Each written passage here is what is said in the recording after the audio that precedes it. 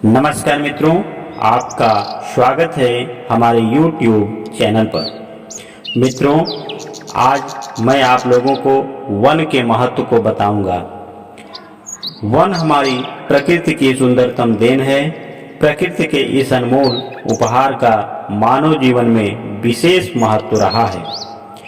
इन्होंने हमारी रोजमर्रा की अनेक जरूरतों को तो पूरा ही किया है, पर्यावरण को संतुलित बनाने में भी महत्वपूर्ण भूमिका निभाई है। वनों के अनेकानेक लाभ हैं। ये जहाँ वायु प्रदूषण को नियंत्रित रखते हैं, वहीं जलवायु को स्थिर रखने में भी इनका महत्वपूर्ण योगदान रहता है। बादलों को रोककर वन वर्षा का कारण बनते हैं, जिससे हमें अमृत रूपी जल प्राप्त होता है। बाढ़ तथा भूस्खलन जैसी प्राकृतिक आपदाओं को रोकने में भी ये अपना योगदान देते हैं। वन जहाँ जीव जंतुओं को संरक्षण प्रदान कर जैव विविधता को समृद्ध बनाते हैं, वहीं उद्योगों को इन्हीं से कच्चा माल प्राप्त होता है।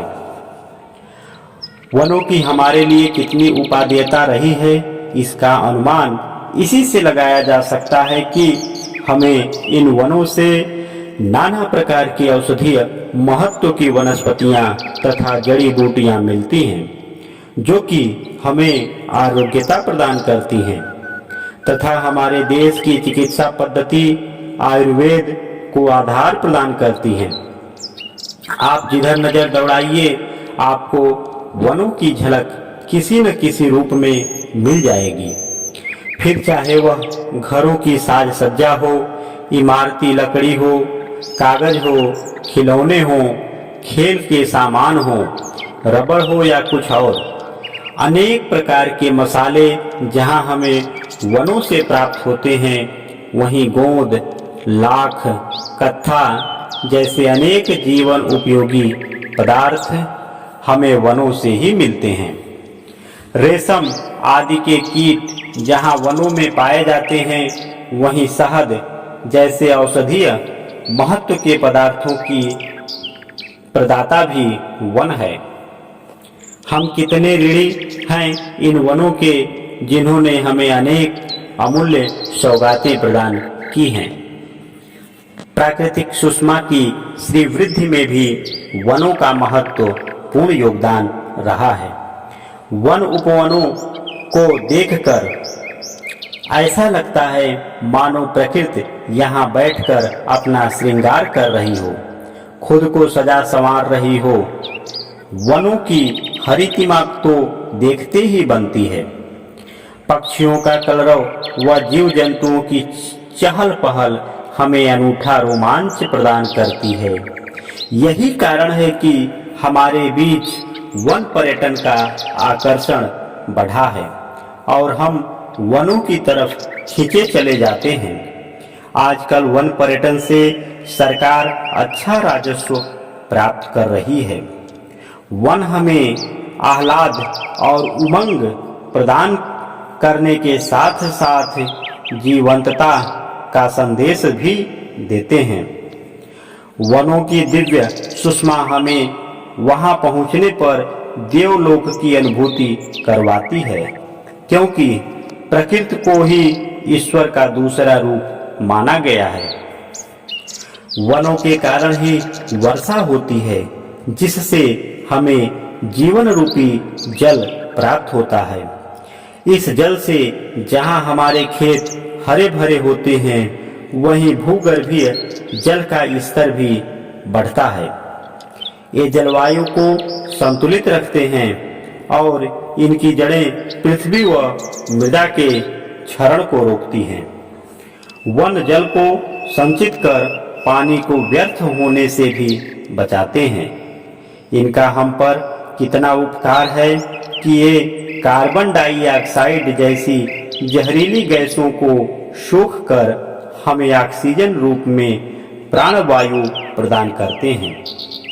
ये पर्यावरण को समृद्ध बनाए रखते हैं तथा वायुमंडल को स्वच्छ रखते हैं। कितनी परोपकारी प्रवृत्ति है वनों की। सच तो यह है कि हमें परोपकार की सीख लेनी है तो वह इन वनों से ही लेनी चाहिए। जो लोग वनों को निर्जीव कहते हैं वे शायद भ्रम में जीते हैं। वन निर्जीव नहीं होते, ये तो जीवन का पर्याय होते हैं और इनमें भी आत्मा होती है। वनों की उपादेयता और वनों के हम परोपकार को देखते हुए यह आवश्यक है कि हम वनों के संरक्षण की दिशा में ध्यान दें। हमें यह समझना होगा कि जब वन रहेंगे तभी हमारा अस्तित्व भी कायम रह पाएगा। दुख का विषय है कि हमने अपने स्वार्थों की पूर्ति के लिए वनों का अंधाधुंध दोहन किया और उन्हें उजाड़ डाला। नतीजतन वन सिकुड़ने लगे। यदि हमने वन संरक्षण की दिशा में ध्यान दिया होता तो यह स्थिति पैदा न होती। वनों को संरक्षण प्रदान करने की जिम्मेदारी का हम निर्वाह नहीं कर पाए हैं, जबकि हमारी यह नैतिक व वैधानिक जिम्मेदारी बनती है कि हम वनों को संरक्षण प्रदान करें। भारत में राज्यवार भी वनों के विस्तार में व्यापक असमानता देखने को मिलती है। अनेक कारणों से हम अपने वनों को संरक्षित नहीं कर पाए। सबसे पहला और प्रमुख कारण तो यह है कि हमने अंधाधुंध वनों की कटाई कर अपनी जरूरतों को पूरा किया और ऐसा करते हुए वनाच्छादन की तरफ कतई ध्यान न दिया। यदि साथ साथ वनाच्छादन भी करते रहते तो वनों के सिकुड़ते सिमटने की स्थिति नहीं बनती। हमने वनों को उजाड़ा ज्यादा, बसाया कम। जलाऊ लकड़ी व अन्य जरूरतों के लिए भी वनों का व्यापक दोहन किया गया। जंगलों के विनाश का एक बड़ा कारण जंगलों की आग भी है, जिसका प्रकोप ग्रीष्म ऋतु में बहुत ज्यादा बढ़ जाता है और व्यापक स्तर पर वन जलकर खाक हो जाते हैं। यह आग किसी को नहीं छोड़ती, चाहे छोटे पेड़ हों या बड़े। यह विनाश बहुत दुखद होता है। इसे विडंबना ही कहेंगे कि जंगल की आग से वनों के विनाश को रोकने के कारगर उपाय हम आज तक नहीं कर पाए। हमारा वन विभाग तथा अन्य संबंधित विभाग वनों की आग की रोकथाम में सदैव असफल रहा। वनों की आग को रोकने के लिए न तो वन विभाग के पास पर्याप्त प्रशिक्षण है और न ही पर्याप्त संसाधन ही है। वन संरक्षण न सिर्फ हमारी नैतिक व सामाजिक जिम्मेदारी है, बल्कि यह सरकार की भी जिम्मेदारी बनती है कि वह धरा को हरा भरा रखने के लिए वनों को विस्तार दे। वन संरक्षण का काम सही अर्थों में तभी रंग लाएगा जब इसके लिए स्वैच्छिक सामाजिक पहले हों।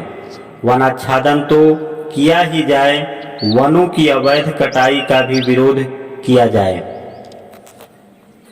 हमारे देश में एक ऐसी संस्कृति विद्यमान रही है जिसमें वनों के अस्तित्व पर व्यापक ध्यान दिया गया और जब जब वनों पर संकट आए हमारी प्रकृति प्रेमी उद्वेलित हो उठे।